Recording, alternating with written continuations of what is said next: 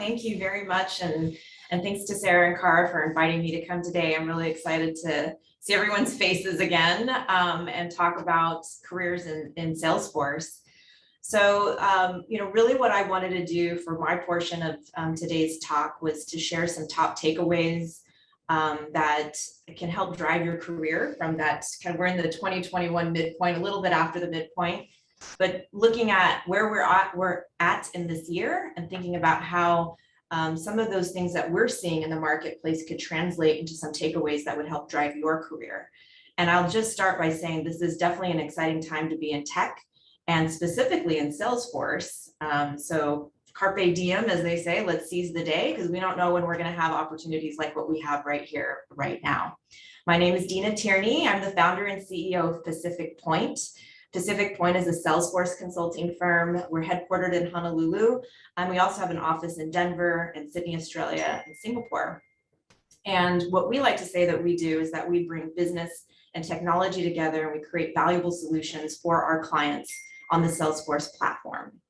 So again, kind of the way I was planning to approach today, with that vantage point in my role as the founder and CEO of Pacific Point, I'll approach my time today with kind of an overview of what we're seeing in the market, what I'm seeing as I talk to our customers and our clients, and then identify some takeaways that could help drive your career. And I'll spend probably I'll take about 10 to 15 minutes or so and talk on that. I'll leave about 5 minutes because I'd love to hear from you in terms of your thoughts and questions that you have. And that's how I plan to approach today's chat. So sounds like a plan, hopefully, good with that. So I'll start with the 3 takeaways, just 3 that are very simple, I think, for us to think about. The first thing is taking a step back.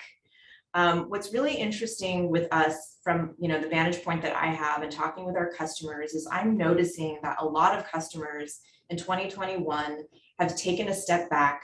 They're taking stock. They're really looking at their organizations, what's working well for them, what really isn't, and they're starting to reconsider priorities. They're re-looking at where investment of dollars is going, where their time is spent. And I would say, like, when you look before the pandemic, a lot of our customers, it was just full steam ahead, so much stuff that was just running forward with technology initiatives. And not that that hasn't stopped, but I think when the pandemic happened, what we saw was a lot of companies were reacting. There's a lot of reaction that happened in 2020, and a lot of the initiatives that we took on as a company and a consulting firm were reacting to what happened, right, in 2020. It was just a crazy time. Now, when we flip the calendar to 2021, what I'm seeing is a lot of companies, like I said, taking that step back, checking themselves, really thinking about who they are, what are they doing well? Again, like I said, what really isn't. And so when I think about how that could translate to you and your career, me and my career, I feel like it is a good time to sort of take a step back, think about what your goals are, what your career aspirations might be, maybe reset a little bit, maybe reshift that and rethink some goals that you set before, maybe they're changing now, thinking about what you maybe know well, what you wish you knew better. So really taking stock, even looking at the people around you, the companies that the company you work for, that you worked for in the past. And so again, like, I think this idea that I've just seen this shift in 2021 where companies are doing that, I think it's also, from a career perspective, a really good idea for us as individuals to take a step back as well and really think about where are we, what are we doing well, and what do we wish we could do better, and take inventory. The second key takeaway is laying the groundwork for big plans. And so when I look, it's funny because, like, in Q1, I would say that was when I really started to see companies telling me, like, we're rethinking these things, we're looking at where we're at, we're reshifting priorities. And then some of those companies, as the year kind of has progressed, they're starting to lay some groundwork. And what that's translated to for them is as we talk to these companies, we're seeing them strategize, make different types of plans, setting maybe some new goals and objectives that are becoming more clear for them, maybe a little bit more of a little reset or refresher, bringing more clarity to where they want to go. And then that groundwork starts to get laid. So we talk to customers about things, because now they're thinking, okay, if I'm resetting, what are some of the things that need to be in place?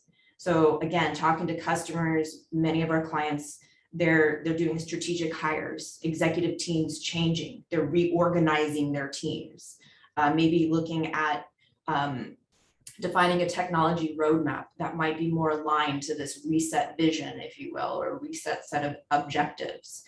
And the other thing that's really cool is a lot of companies that, as I'm talking to them about these new objectives and new goals that they have, they're really rallying their teams around them, around these plans and around these ideas that they have, and getting their input, taking to take those actions that are necessary to sort of put all the pieces in place, get processes kind of cleaned, understand where the technology is going to go, set the team up for success, right? And so all those things, all those pieces, putting those pieces together and in place so that they have, they can enable their success of those plans, is really what we're seeing, right? Making sure the right teams there, the right skills, the technologies, and that is really what's going to launch them kind of moving forward.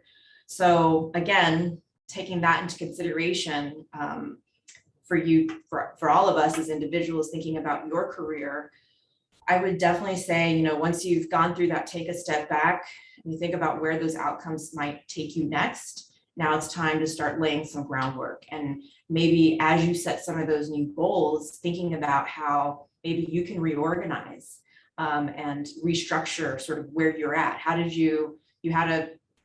what new goals might you have? And I think another really cool thing about that, like I mentioned about companies getting input from their teams more, I think getting advice from your mentors, rallying the people in your life around you to put you in a position that allows you to reach those goals.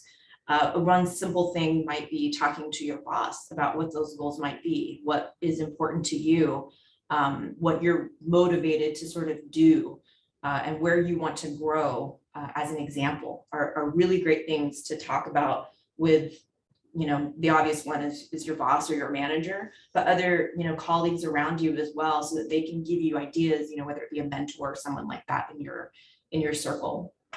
And so, even in our own company, I can say that we've had, in the last, all the time, I'm always asking everybody, what their goals are and what their objectives are, and they change, right? Everybody's goals and objectives change over time.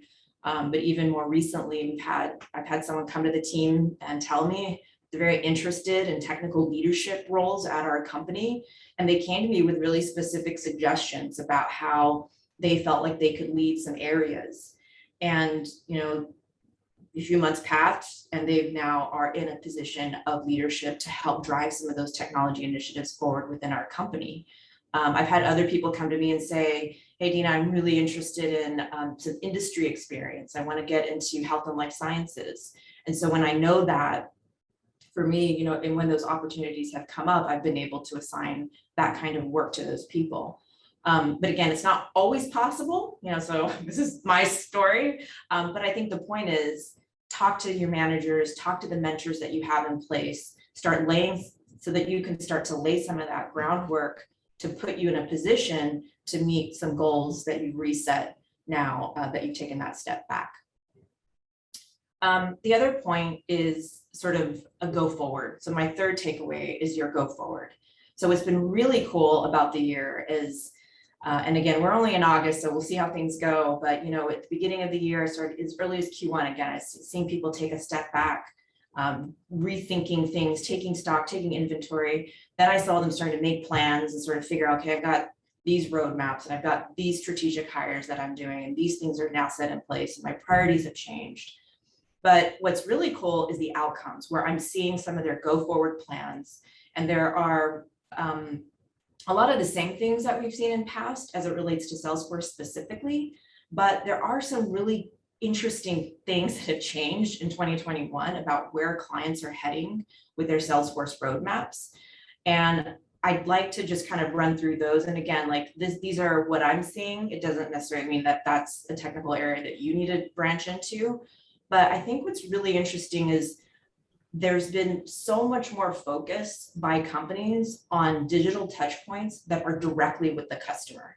That's how 2021 has been slightly different. We do all the typical things in the Salesforce with the core application, upgrading the applications for your internal users, automating processes to drive efficiencies, standardizing and simplifying process, leveraging all the cool features of Salesforce. We do a lot of, migrating off of legacy systems or consolidation of technology. But I will say what's been really interesting about this year is there's more about digital touch points that go directly to the customer. So some of the top three that I can think of here would be digital marketing automation. So it's a lot on marketing. So segmenting customers, putting them on journeys, thinking about, so for an example, it might be customers who are, some of our customers who are looking at past client customers of theirs and looking at, okay, this person was interested in this product or bought these products maybe 2 years ago, a year ago. Now, how can I bring them back to come get another product or another thing that kind of relates to that? So they're segmenting and they're trying to be doing some really smart digital marketing automation. So again, in the Salesforce world, that's for us mostly Marketing Cloud. So I'll lay that out there. Marketing automation has just been a big one for us. The second one that I've seen a lot of customers going through is this self-service and online services. The idea of submitting information online through a customer portal has just been a huge, I can't even name how many clients are just looking at and implementing Experience Cloud. It was Community Cloud before, now it's Experience Cloud. But the point is that online submission, whether it be an application or just a query or a case for a service, it could be any kind of online experience that you're now putting at the fingertips of your customer. And related to that, by the way, this year we've seen much more with mobile publisher. If you're not familiar with that, you can take a Salesforce community or Experience Cloud site and then put that, use mobile publisher and put that as a customer app, that's your own branded customer app in the in your iPhone store, your Google Play store. So we're again putting something in the customer's hands that really gets them to engage directly with them. It's, again, this year's been really different in that regard. So again, this is just food for thought for you guys as you think about your career. The third one is bots, knowledge, live chat, things like that. So Salesforce has a product called digital engagement, and we've seen a lot more clients looking at how they can provide that, FAQ experience or help kind of get people the answers to the commonly asked questions and provide multi-channel support to their customers. So that's been probably the third one that I would name. So Marketing Cloud for marketing automation, Experience Cloud, maybe even mobile publisher for self-service and online services, and then digital engagement with bots, knowledge, chat, things like that. So again, there's still the same things that have been there in the past. What I would say would be really unique about this year that's different is a large focus by companies on improving the digital touch points that they have directly with the customer. So in summary, I would say, it's taking a step back for yourself, just like the companies are doing now in 2021, laying the groundwork, getting all the pieces in place so that you can execute on those big plans. And 3, it is the go forward planning. So I'll just show my slide real fast if I can get my Zoom going here. I went a little quick here, but I wanted to just have time as well to ask if there are any questions. Make sure I'm showing the right screen. There we go. Yeah, I would say from my end, I'm just such a big believer in getting a lot of hands-on experience. And I made the comment at the end, no one can take that away from you, right? So when you know how to do something, it's yours, you own it, right? No matter where you go, no matter where your job lands you in the future, it's yours. And I think that, I've told my career story on one of the past Women in Tech ones, and there was a time when I was fresh out of college, I did my whole software, I was a software engineer, and there was a time when there was a lot less work to do. And I had it was awesome. I went to work at 9, left at 4, I didn't have anything to do all day. And I started getting worried. I don't know how to do anything, looking at job postings, I'm don't know how to do that, don't know how to do that. So, I think it's important no matter what is to dive in and learn as much as you can with the opportunity in front of you.